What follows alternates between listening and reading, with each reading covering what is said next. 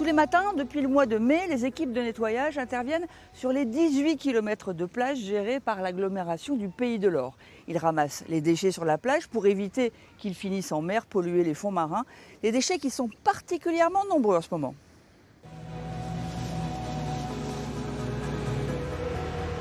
De 7h à 11h du matin, Quentin en voiture et Roman à pied écrèment cette plage de la Grande Motte. Ce jour-là, à première vue, il n'y avait pas grand-chose à ramasser, quoique, à y regarder de plus près... Du plastique encore. Alors qu'est-ce que vous avez récolté ce matin? Des canettes, des bouteilles en plastique, des masques, du papier, des paquets de cigarettes vides et beaucoup de mégots.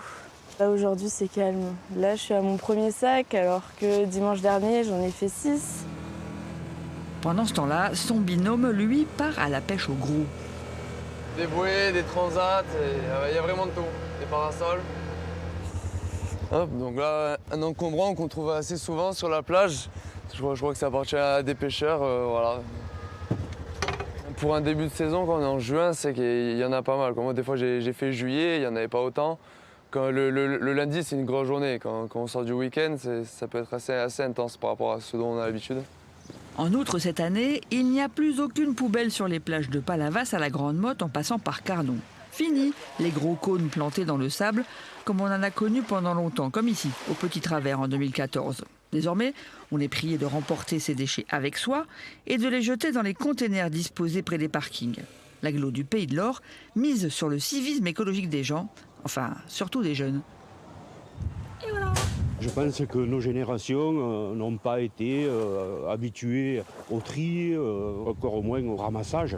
Vous espérez que les enfants vont dire à leurs parents « mais ramasse, laisse pas ça sur la plage ». Oui, parce que je l'ai déjà vécu, donc c'est vrai que les enfants disent aux parents non, on ne fait pas comme ça. Et c'est vraiment voilà, là-dessus qu'il faut insister. Un mégot, 2 mégots, 3, 4, 5, 6 mégots de cigarettes en à peine 2 mètres. C'est un véritable fléau pour la Méditerranée, l'un des pires. Chaque année, on en retrouve des milliards en France dans l'eau. Alors à Saint-Laurent-des-Gouzes, on a décidé de prendre les choses en main en amont. Dans le tabac de ce village gardois, désormais, on s'engage pour la mer en incitant le fumeur à faire le bon geste avec un petit cadeau. Comme ça. Un cendrier pour éviter de polluer. Ah, oh là là. Mireille, la buraliste, donne cette petite boîte en fer recyclé à tous ses clients et rares sont ceux qui la refusent. Un cendrier pour éviter de polluer. Ça, c'est bien ça. C'est une bonne idée. Ouais. Eh ben c'est génial. Pourquoi? Comme ça on pollue moins. On jette rien par terre. Vous, comment vous faites jusqu'à présent pour vos mégots? Je les mets dans ma poche. Ah, ça sent pas bon. Ben non. Mais je préfère les mettre dans ma poche que par terre. C'est cette jeune femme originaire du village et amoureuse de la mer qui en a eu l'idée. Je vous offre quand même le petit... Son projet, soutenu par la région Occitanie, se résume en une phrase : 0 mégot à terre et donc 0 mégot à l'eau. De bien faire attention, pas polluer. Merci à vous. Rien que quand on se balade dans la rue, au lieu de le jeter, on le met dedans, c'est parfait. Mais malheureusement, il y en a beaucoup trop qui ne le font pas. Pour sensibiliser les fumeurs, plus de 10 000 cendriers de poche gratuits vont être distribués par les commerçants de Saint-Laurent-des-Gouzes, du Gros-du-Roi et d'Aigues-Mortes.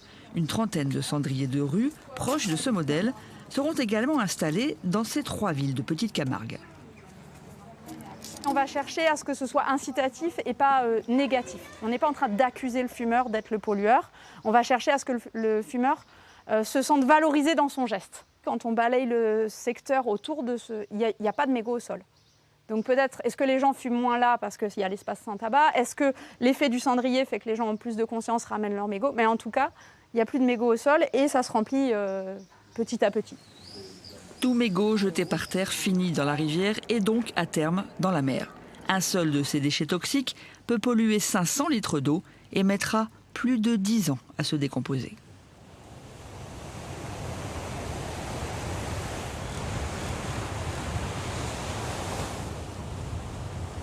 Christelle Fourcadier, je ne peux plus jeter ma bouteille d'eau sur la plage parce qu'il n'y a plus de poubelle. Du coup, je fais comment? Je la jette où maintenant? Eh bien, très simplement, on se dirige vers la sortie de la plage.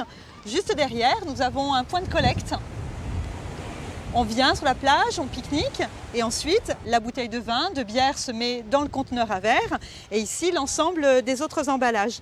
Ces conteneurs en bois ont été installés récemment et ils équipent l'ensemble de la partie naturelle du Lido entre Carnon et la Grande Motte. Alors comment vous allez convaincre les gens? Est-ce que c'est pas plutôt perçu comme une incitation à je laisse mes déchets sur la plage? Le constat, il n'est pas celui-là.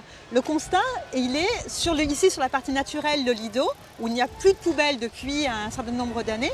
La plage est beaucoup plus propre que vraiment sur les secteurs urbanisés, où là, il y avait des conteneurs encore jusqu'à l'année dernière, et finalement, des déchets étaient laissés sur la plage. Est-ce qu'on ne va pas vous reprocher de faire une économie sur l'environnement en disant de toute façon ça ne sert à rien, donc on les retire, donc on économise de l'argent? C'est pas du tout une économie. Le projet, en fait, il va concilier différents types d'enjeux. L'enjeu environnemental, qui est absolument décisif. Également, va favoriser les écosystèmes, limiter la circulation sur la plage avec des gros véhicules qui venaient collecter. Et vous pensez que les gens ils sont mûrs pour ça? Oui, je pense. Mais en tout cas, il faut le faire. Aujourd'hui, on ne peut plus gérer les choses comme il y a 10 ans, 15 ans. Le projet de l'agglomération, c'est vraiment d'aller vers cette prise de conscience. Ok, vous m'aidez? Allez. Merci.